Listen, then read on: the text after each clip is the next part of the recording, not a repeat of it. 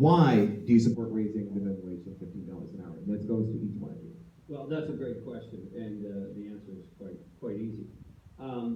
Number one, the economy has changed tremendously since minimum wage was started.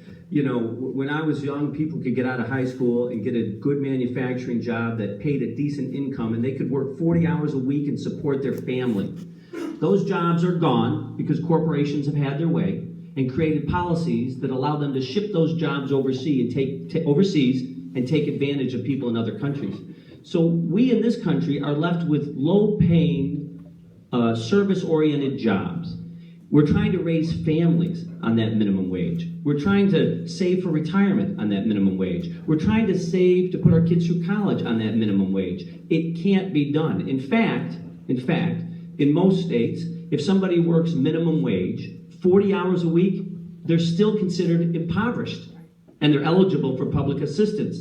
And in fact, a lot of corporations know that, and they tell their employees, listen, you're still eligible for public assistance. I know we're paying you dirt, but go get public assistance.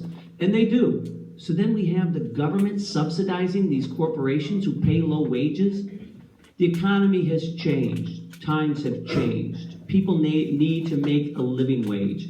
And, you know, the second reason is, if you had adjusted the minimum wage with the economy and inflation over the years, it would be at almost $15 an hour now anyway.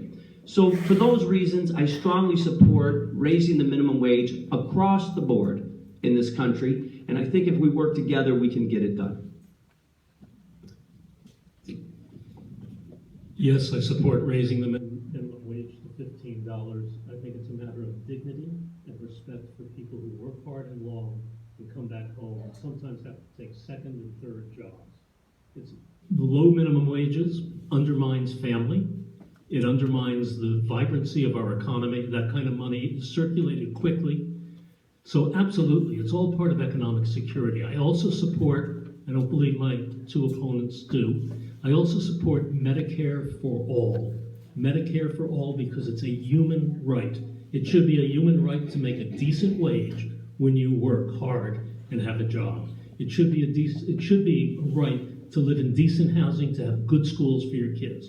All of this has to be changed. All of this has to be worked on. And I think it ties to something else. We have to change our campaign finance laws.